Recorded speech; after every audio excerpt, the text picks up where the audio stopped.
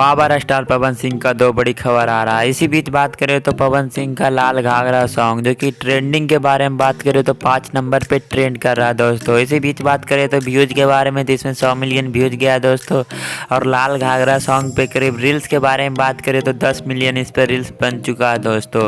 और इसके बारे में बात करें, ट्रेंडिंग लिस्ट तो बहुत ही अच्छा चल रहा है। इसी बीच बात करें पवन सिंह का दूसरी बड़ी खबर आ रहा है दोस्तों, जो कि लाल घाघरा के बाद था हरी हरी ओढ़नी, जिसमें सिंगिंग के बारे में बात करें तो उसमें अनुपमा यादव और पवन सिंह गाया दोस्तों, और डिम्पल सिंह इसमें थी। और ये गाना बहुत ही फेमस चल रहा है। ये भी गाना आप लोग को बता दें कि एक न्यू यूट्यूब चैनल से आज अपलोड किया गया दोस्तों। यहाँ पे देख सकते हैं डिक्की म्यूजिक टॉप से एक दिन में 12 लाख व्यूज गया दोस्तों। यही होता है एक बिहारी सौ पर भारी। पवन सिंह का कोई भी गाना कभी भी ट्रेंडिंग हो सकता है दोस्तों।